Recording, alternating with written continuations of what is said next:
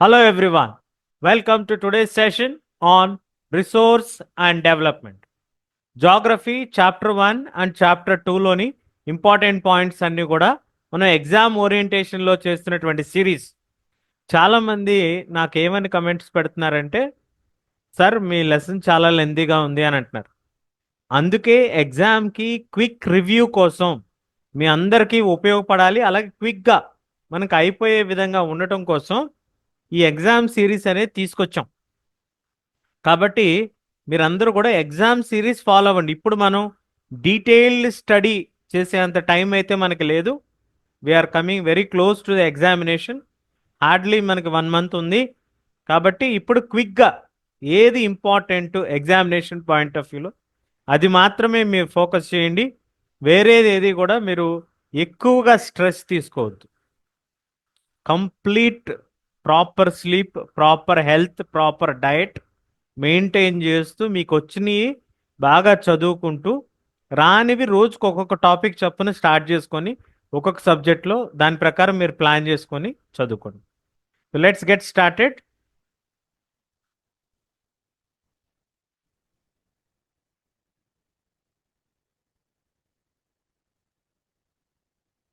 So what are resources మనం కనుక తీసుకున్నట్లయితే వాట్ ఆర్ రిసోర్సెస్లో మనకి ఫస్ట్ రిసోర్స్ అంటే ఏంటి, రిసోర్స్ యొక్క డెఫినేషన్ మనకు కావాలి.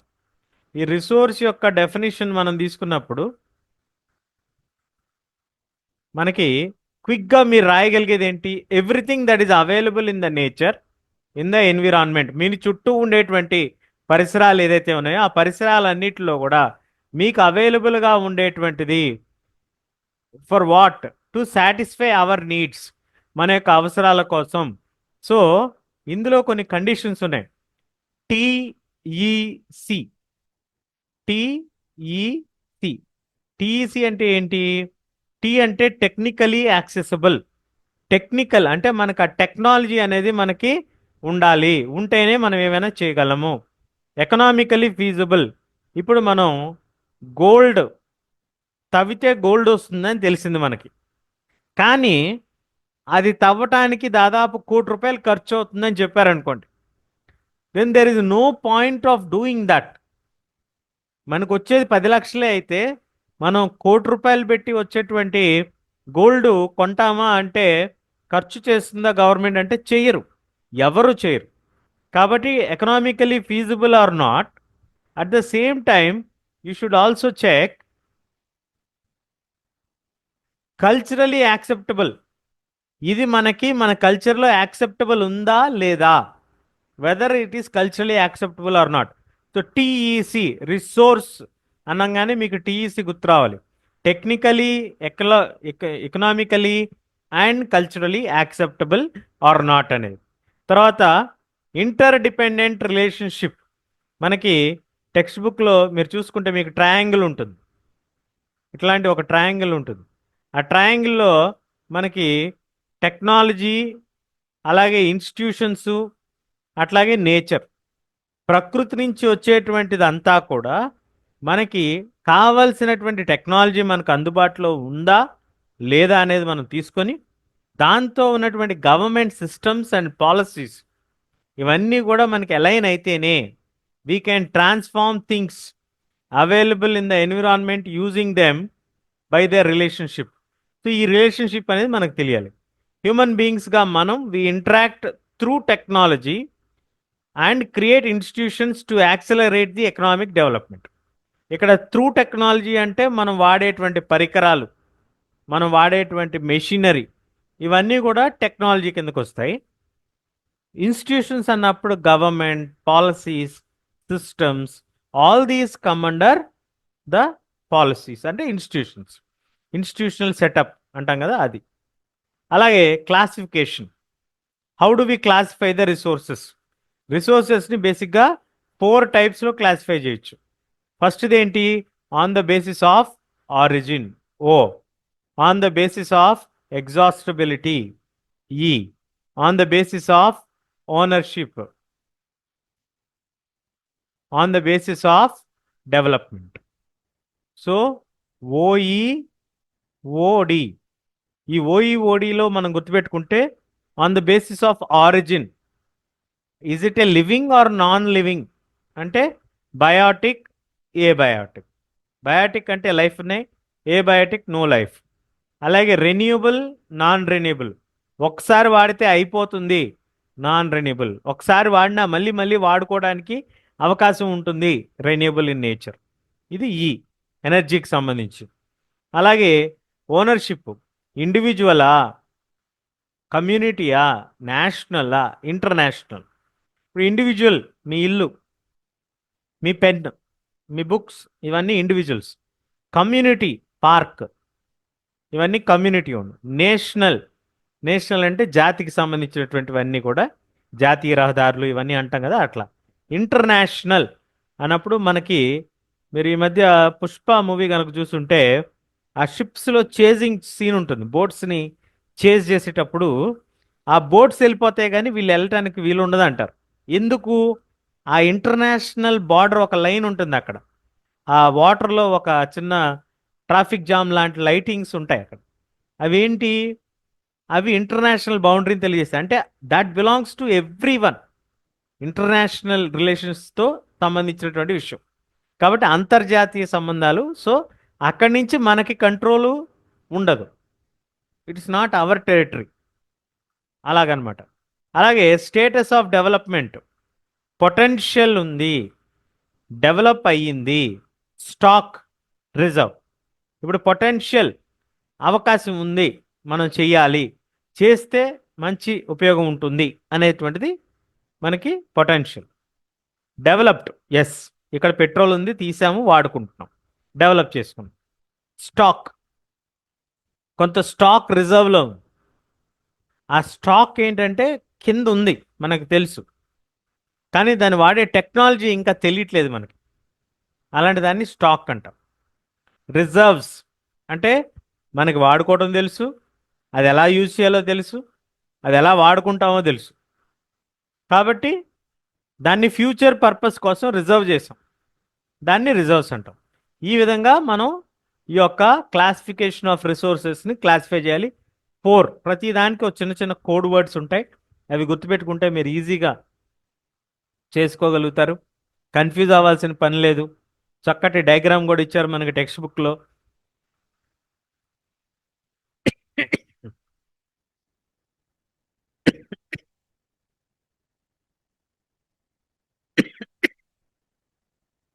రిసోర్సెస్ని మనం 2 టైప్స్లో కేటగరైజ్ చేయొచ్చు. ఒకటి న్యాచురల్, ఒకటి హ్యూమన్ మేడ్. న్యాచురల్ ప్రకృతి నుంచి వచ్చేది, రెన్యూబుల్, నాన్ రెన్యూబుల్, కంటిన్యూస్గా వచ్చేవి బయలాజికల్, వెజిటేషన్, వైల్డ్ లైఫ్. అలాగే నాన్ రెన్యూబుల్లో మనకి రీసైక్లబుల్ మెటల్స్, నాన్ రీసైక్లబుల్, మళ్ళీ బైఫర్కేషన్ ఉంది. అట్లీస్ట్ మీరు ఇక్కడ వరకు గుర్తుపెట్టుకున్నా చాలు. ఒక్కొక్క ఎగ్జాంపుల్తో స్ట్రక్చర్స్ అండ్ ఇన్స్టిట్యూషన్స్, ఇది పార్లమెంట్ సిస్టము, ఇవన్నీ కూడా స్ట్రక్చర్స్ కింద వస్తాయి. క్వాలిటీ అండ్ క్వాంటిటీ, ఇది మనం డిజైన్ చేసుకున్నటువంటి standards. Indiscriminate utilization of resources, indiscriminate use అన్నారు. అంటే ఇండిస్క్రిమినేట్ అంటే ఏంటి? విచక్షణ రహితంగా వాడినటువంటి, అంటే without thinking anything about the future వాళ్ళు వాడేయటం వలన మనకు జరిగినటువంటి నష్టాన్ని తెలియజేస్తుంది అనమాట.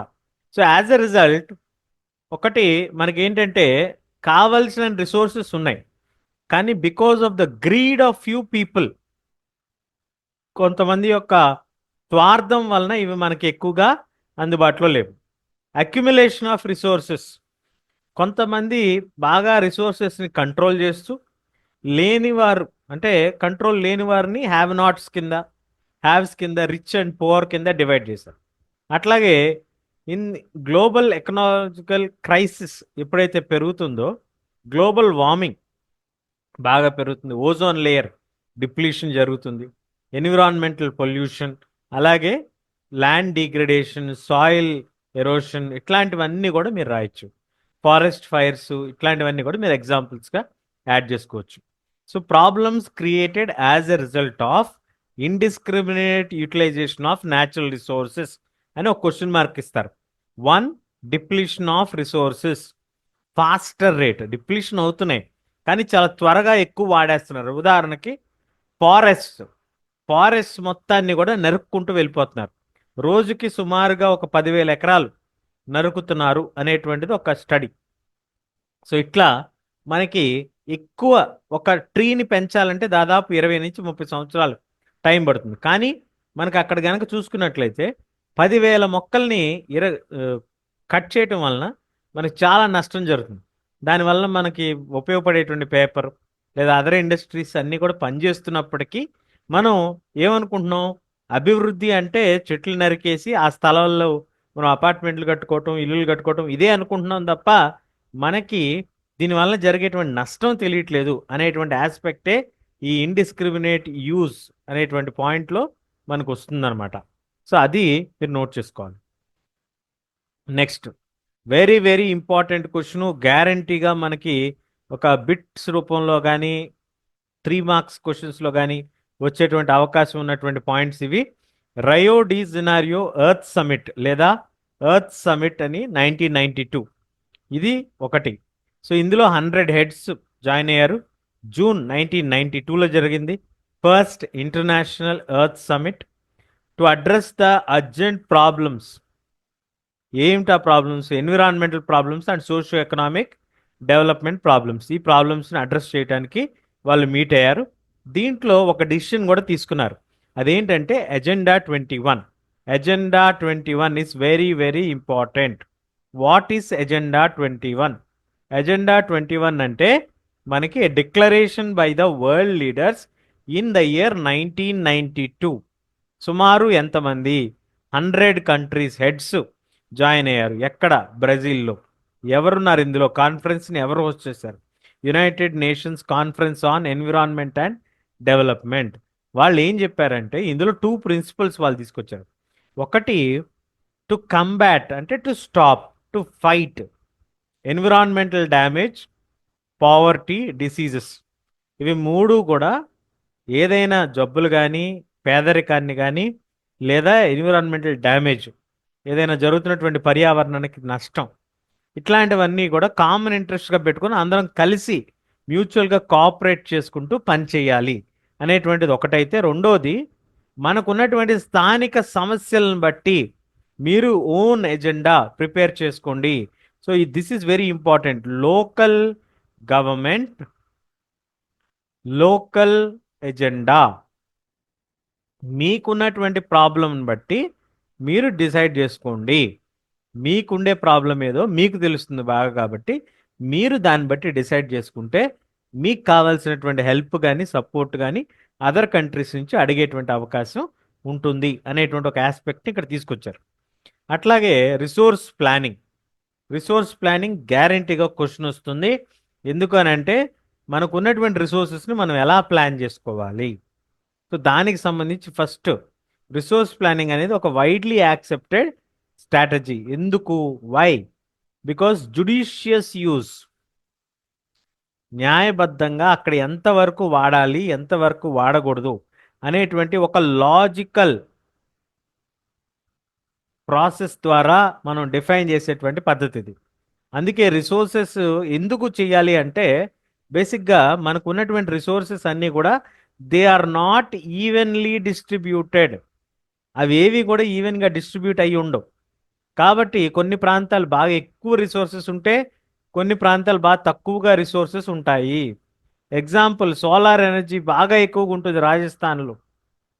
అలాగే జార్ఖండ్కు చూస్తే మనకి కోలు మినరల్ డిపాజిట్స్ ఉంటాయి, కానీ ఇండస్ట్రియలైజేషన్ పెద్దగా ఉండదు. ఇట్లాంటి ఇంబ్యాలెన్సెస్ని మనం బ్యాలెన్స్ చేయడానికి ఎక్కడ టెక్నాలజీని వాడాలి, ఎక్కడ ఇన్స్టిట్యూషన్స్ని సెటప్ చేయాలి, ఎక్కడ మ్యాన్ పవర్ని మొబిలైజ్ చేయాలి, ఇట్లాంటివన్నీ కూడా మనం రిసోర్స్ ప్లానింగ్లో భాగంగా చూస్తాం. Most of the resources present in our environment are limited. ఇది చాలా ఇంపార్టెంట్. ఇది ఎందుకు మనం చేయాలంటే మన దగ్గర ఉన్నటువంటి రిసోర్సెస్ అన్నీ కూడా దాదాపుగా అన్నీ కూడా లిమిటెడ్గా అందుబాటులో ఉన్నాయి, తక్కువగా అందుబాటులో ఉన్నాయి. నిర్ణీతగా అంటే నిర్దిష్టంగా ఇంత అని కొలతేసి చెప్పగలిగేటట్టుగానే ఉన్నాయి. కాబట్టి if these resources are not preserved and not use rationally we will be in great trouble. మనం చాలా పెద్ద సమస్యలో ఇరుక్కునేటువంటి ఒక అవకాశం ఉంటుంది అనేటువంటి ఒక ఆస్పెక్ట్ని మనకి ఇది చెప్పడం జరిగింది. To reduce the regional disparity, ఈ అనీవెన్గా డిస్ట్రిబ్యూట్ అయి ఉన్నటువంటి రిసోర్సెస్ని మనం ఈవెన్గా ఎలా చేయగలము అనేటువంటి ఒక ఆస్పెక్ట్లో మనం ఇచ్చేసుకోవాలి ప్లానింగ్. ఇదంతా కూడా మనం ఫ్యూచర్ జనరేషన్స్కి సేవ్ చేస్తూ వేస్టేజ్ని అవాయిడ్ చేసేటువంటి ప్రయత్నంలో భాగంగా మనం చేస్తున్నాం అనేది మనం గుర్తుపెట్టుకోవాలి. Next 3 stages.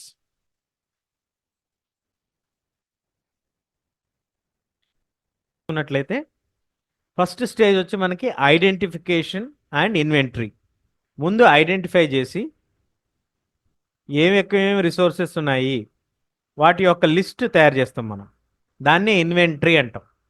అలాగే ఇవాల్వింగ్ ఏ ప్లానింగ్ స్ట్రక్చర్, మనం ఒక స్ట్రక్చర్ని ప్లాన్ చేసుకొని అప్రాప్రియేట్ టెక్నాలజీ ఉందా, స్కిల్స్ ఉన్నాయా, ఇన్స్టిట్యూషన్స్ ఉన్నాయా, ఇది ఇంప్లిమెంట్ చేయాలంటే ఎలాగా, అట్లాగే ఓవరాల్ నేషనల్ డెవలప్మెంట్కి సంబంధించి మనం ఎట్లా చేయగలం, ఫస్ట్ దాన్ని ఐడెంటిఫై చేయటం, దాని లిస్ట్ తయారు చేయటం, దాంతో మనకున్నటువంటి అవేర్నెస్ అనుకుందాం, మనకున్నటువంటి టెక్నాలజీ ఏంటి, దాన్ని మనం ఎలా వాడాలి, ఎలా వాడితే ఎంత ఖర్చు అవుతుంది, మనం అంత ఎఫర్ట్ చేయగలమా, ఒకేసారి ఒక 1000 కోట్లు మనం ఖర్చు పెట్టగలుగుతామా, ఈ రిసోర్స్ ఎక్స్ట్రాక్షన్లో ఖర్చు పెడితే మనకి నేషన్ వైజ్ ఒక 10,000 కోట్లు వస్తుందా రాదా, నేషనల్ వైడ్ దాని ఇంపాక్ట్ ఎలా ఉంటుంది, ఇవన్నీ కూడా మనం అనలైజ్ చేసుకునేటువంటిది సెకండ్ స్టేజ్, అనాలిసిస్ స్టేజ్ కానీ అవేర్నెస్ స్టేజ్ కానీ అంటాం, దాన్నే ప్లానింగ్ స్ట్రక్చర్ అంటాం.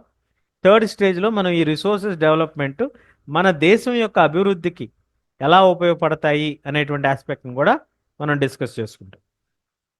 అలాగే ల్యాండ్ రిసోర్సెస్ మనం తీసుకున్నట్లయితే మనకి ఎక్కువ అత్యంత విలువైనటువంటి రిసోర్స్ ఏదైనా ఉందంటే that is land.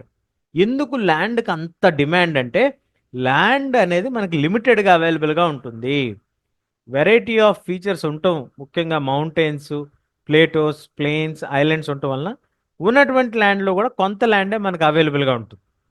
43% of the land is plain, ఇది అగ్రికల్చర్కి ఇండస్ట్రీకి యూజ్ అవుతుంది. మౌంటైన్స్ 30% ఉన్నాయి, ఇవి కొంత రిసోర్సెస్ రివర్స్ని మనకి ఫ్లో చేయడానికి ఉపయోగపడతాయి కానీ మనకి మనం వెళ్ళి నివసించడానికి యోగ్యంగా ఉండవు, కాబట్టి టూరిజంకి ఎకలాజికల్ ఆస్పెక్ట్లో ఉపయోగపడుతుంది. 27% ప్లేటో రీజియన్లో ఉంటుంది. ఈ రీజియన్స్లో ఎలా ఉంటాయంటే ఇది కొంచెం పీఠభూములు అంటాం మనం తెలుగులో, కొంచెం ఎత్తుగా ఉంటాయి. మినరల్స్, ఫాజిల్ ఫ్యూయల్స్, ఫారెస్ట్, ఇవన్నీ కూడా మనకి ఇందులో ఉంటాయి. సో ల్యాండ్ యూటిలైజేషన్ మనం ఎలా కేటగరైజ్ చేస్తాం, land resources, forest, land not cultivated, cultivation కుదరనటువంటిది, barren and waste land, empty lands, waste lands, పాడుబడ్డ భూములు అంటాం కదా అట్లాగే. Land not put to agricultural uses, ఉదాహరణకి బిల్డింగ్స్, రోడ్స్, ఫ్యాక్టరీస్, అపార్ట్మెంట్స్, ఇప్పుడు మీకు అర్థం కావాలంటే. సో పర్మనెంట్ పాస్చర్, కేవలం యానిమల్స్ గ్రేజింగ్ ల్యాండ్స్గా వాడేవి. మిస్లేనియస్ క్రాప్స్ గ్రో చేస్తారు, ఒక్కోసారి గ్రో చేయరు ఒకసారి. అలాగే కల్ట్రబుల్ వేస్ట్ ల్యాండ్, కల్టివేట్ చేయగలం కానీ గత 5 సంవత్సరాలుగా మనం చేయట్లేదు, దాన్ని కల్ట్రబుల్ వేస్ట్ ల్యాండ్ అంటాం. అది పర్మనెంట్ వేస్ట్ ల్యాండ్ కాదు, మళ్ళీ కల్టివేట్ చేయగలదు.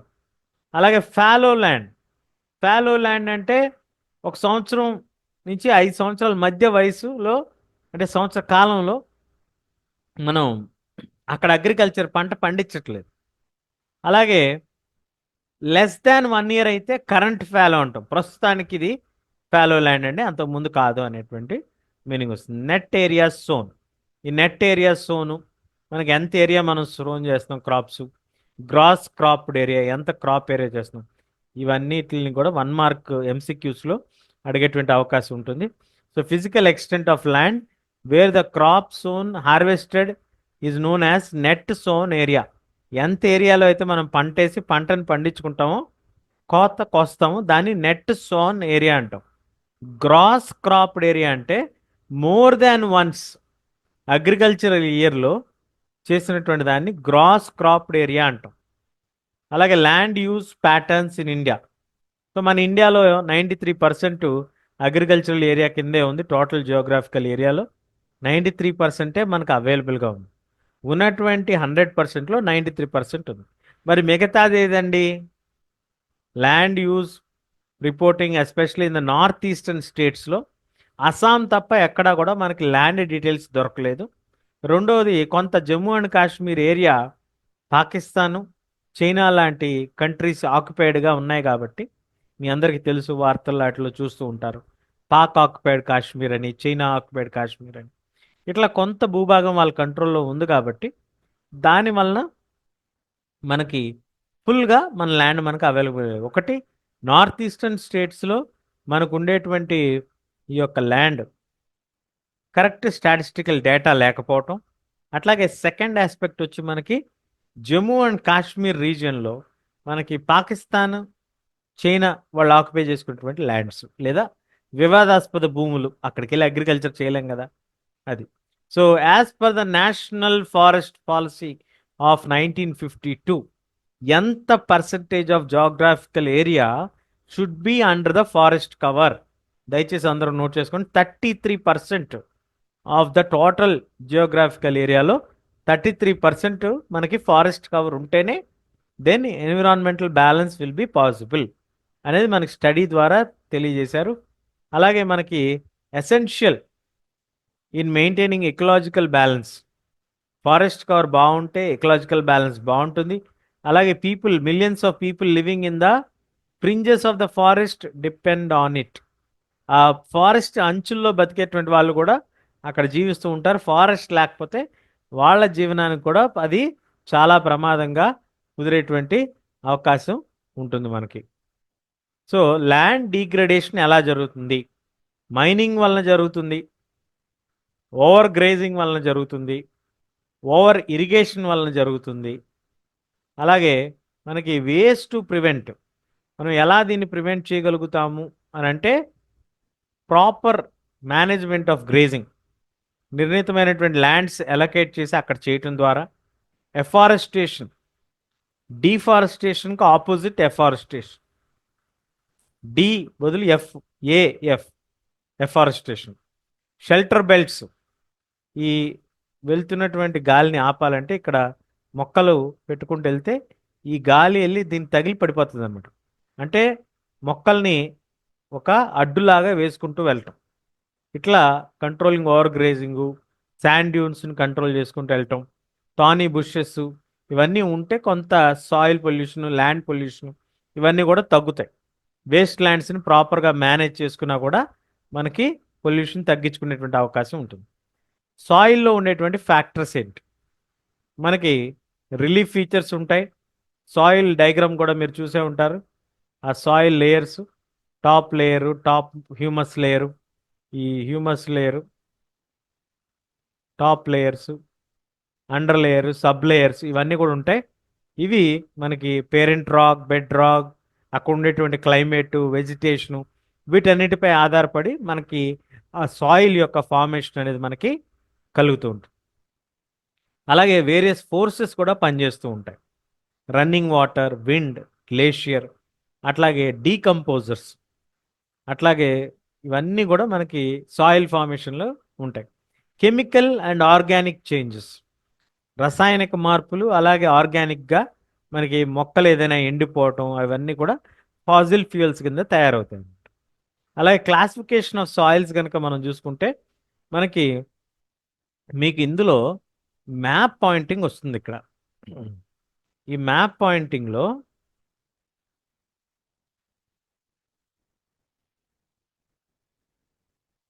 ఈ టైప్ ఆఫ్ సాయిల్ ఏంటి అని అడుగుతారు. ఇది షేడ్ చేసి ఈ టైప్ ఆఫ్ సాయిల్ ఏంటి అని అడుగుతారు. ఇది ఫారెస్ట్ సాయిల్, ఇది మనకి alluvial soil.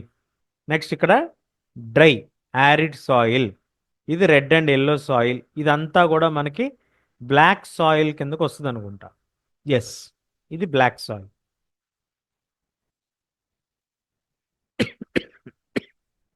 Black soil, alluvial soil, laterite soil, ఇది arid soil, sorry arid soil, ఇది red and yellow soil.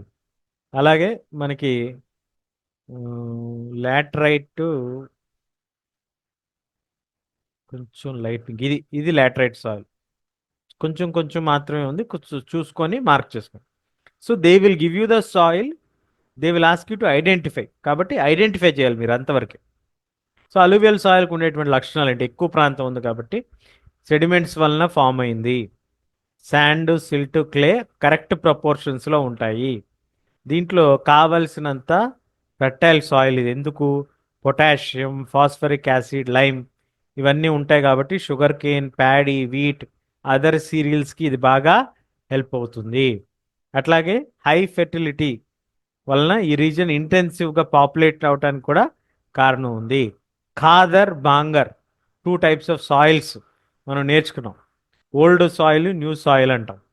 So new alluvial soil అయితే ఖాదర్ అని, ఓల్డ్ అలూవియల్ సాయిల్ అయితే బాంగర్ అని. కాంకర్ నాడ్యూల్స్ ఉంటాయి ఖాదర్లో, కా. ఇక్కడ హయ్యర్ కాన్సన్ట్రేషన్ ఆఫ్ నాడ్యూల్స్ ఉంటాయి, ఇది బాంగర్లో. కాంకర్ గుర్తుపెట్టుకోవాలి. Fine particles, less fine particles. Most fertile ఇది ఖాదర్, న్యూలీ ఫార్మ్డ్ కాబట్టి. మోర్ ఫెర్టైల్, లెస్ ఫెర్టైల్, చూస్తారు కదా అట్లా. సో ఈ టేబుల్స్ కావాలంటే మీరు స్క్రీన్ షాట్ తీసుకోండి. అలాగే following the regur or black soil. Regur soil అంటే మరొక పేరు ఏంటి? Black soil. ఇలాంటి క్వశ్చన్స్ కూడా అడుగుతారు. సో మోస్ట్ ఎక్స్ట్రీమ్లీ ఫైనీ క్లేయి మెటీరియల్, బాగా మెత్తగా ఉండేటువంటి మెటీరియల్, మాయిశ్చర్ని హోల్డ్ చేస్తుంది. Soil nutrients, calcium carbonate, magnesium, potassium, lime ఇవన్నీ కూడా వస్తాయి. ఫాస్ఫరిక్ కంటెంట్ జనరల్గా తక్కువ ఉంటుంది. సో క్రాక్స్, చిన్న చిన్న క్రాక్స్ లాగా డెవలప్ చేసి, అది మనకి అక్కడ హాట్ వెదర్ జరిగినప్పుడు అలా జరుగుతుంది. ప్రాపర్ ఏరియేషన్ ఉంటే మనం అక్కడ కల్టివేషన్ చేయొచ్చు. ఈ black soil is good for cotton, కాబట్టి బ్లాక్ కాటన్ సాయిల్, లేదా మీకు ఏదైనా బ్లాక్ డ్రెస్ ఉంటే బ్లాక్ కాటన్ అని గుర్తుపెట్టుకోండి సరిపోతుంది. అప్పుడు మీకు ఈజీ గుర్తుపెట్టుకోవచ్చు. Red and yellow soil. ఎందుకు రెడ్ అండ్ ఎల్లో సాయిల్ అంటున్నాం మనం? రెడ్ సాయిల్ అనేది క్రిస్టలైన్ ఇగ్నియస్ రాక్స్, అంటే ప్రైమరీ రాక్స్ నుంచి ఫామ్ అవుతుంది. లో రెయిన్ఫాల్ ఉన్న రీజన్స్, ముఖ్యంగా southern and eastern parts of Deccan. అలాగే ఇది ఒడిషా, ఛత్తీస్గఢ్ సదర్న్ పార్ట్స్లో తగులుతుంది. సో ఈ కలరు రెడ్డిష్ కలర్లో ఉంటుంది due to diffusion of iron in crystalline. Iron కనుక విడిపోతే, డిఫ్యూజ్ అయిపోతే రెడ్డిష్ కలర్లో ఉంటుంది. వెన్ దిస్ ఈజ్ హైడ్రేటెడ్, వాటర్తో కనుక కలిస్తే, లో వాటర్ ఏరియా అన్నాం కదా, ఒకవేళ వాటర్లో కనుక కలిస్తే, లేదా వాటర్ ఆ రోజు వర్షం పడినా, అది ఎల్లో సాయిల్గా మారేటువంటి అవకాశం అయితే ఖచ్చితంగా ఉంటుంది. అందుకే దీన్ని రెడ్ అండ్ ఎల్లో సాయిల్ అన్న.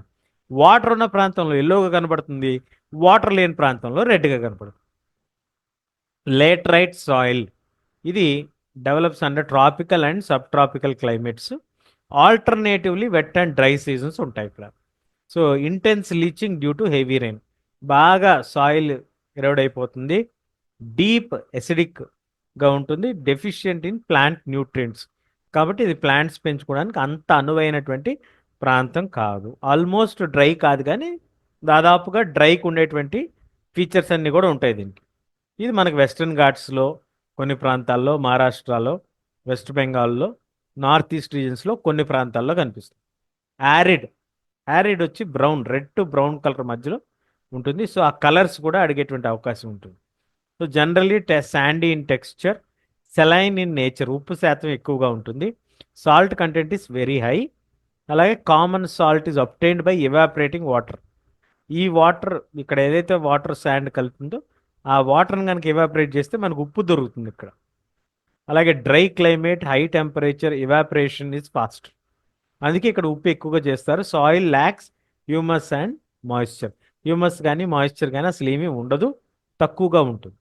అలాగే ఫారెస్ట్ సాయిల్ కనుక మనం తీసుకుంటే చాలా loamy and silty on valley reasons.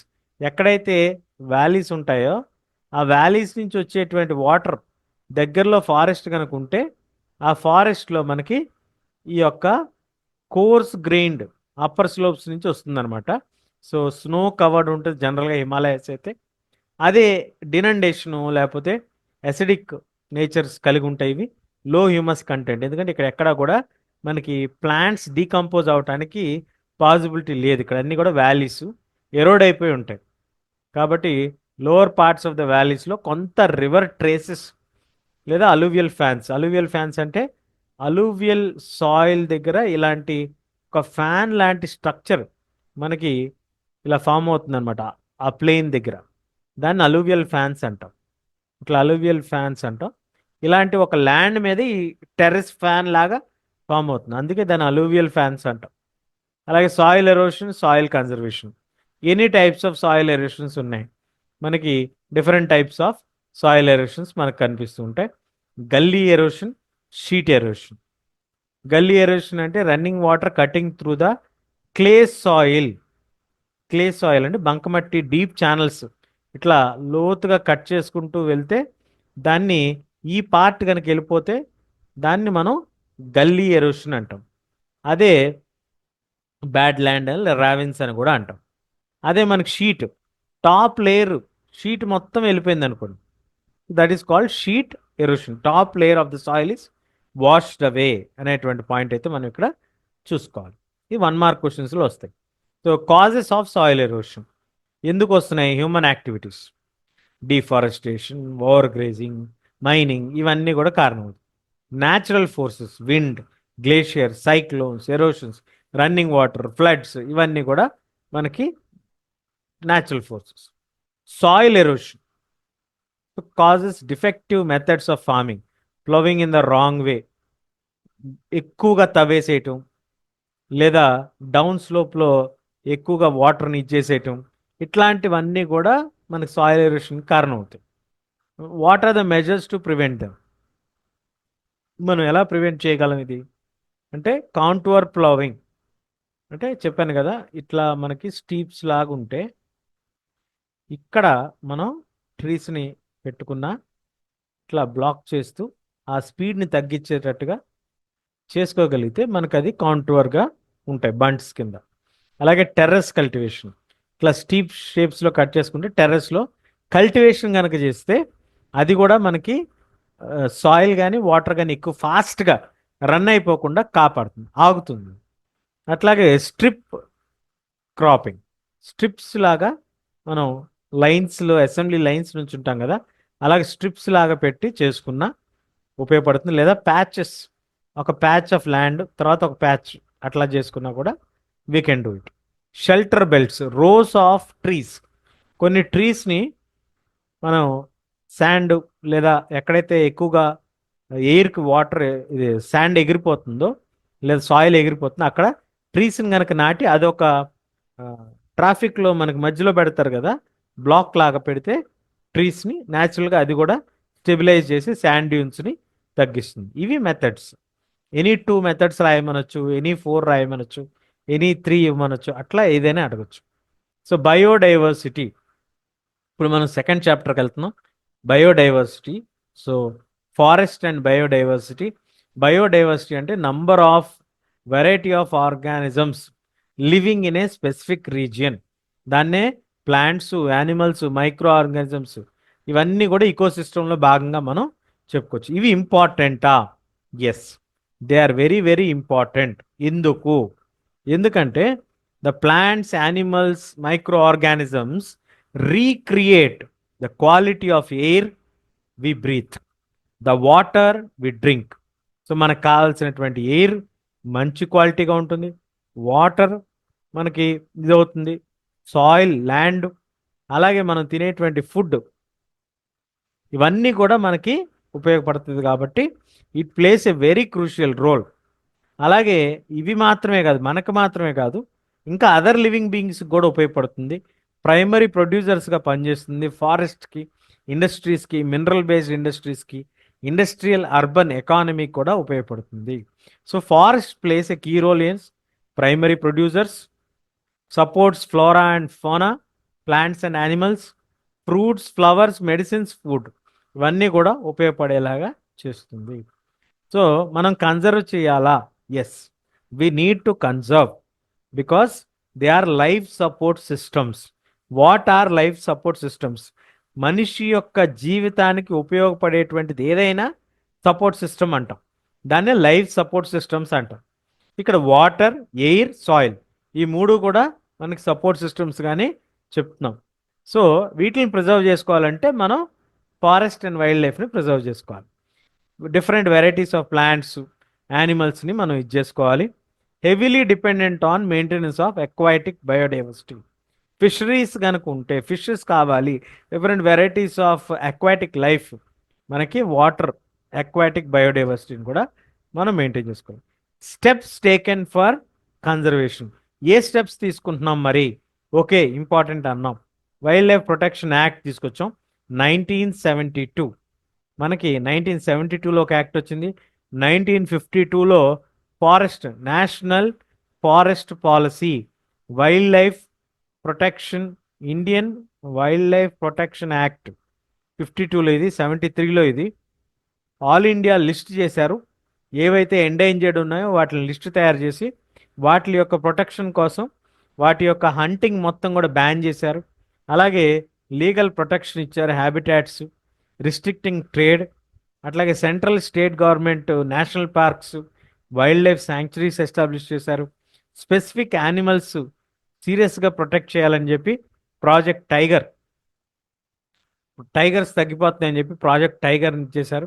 Numerous actions are taken like poaching for trade is prohibited, shrinking habitat, depletion of the prey, base species, ఇవన్నీ కూడా తగ్గించారు. అలాగే ఇండో నేపాల్ బార్డర్లో ఎక్కడైతే టైగర్స్ ఉన్నాయో వాటిని సర్వైవ్ చేసే ప్రయత్నం చేశారు.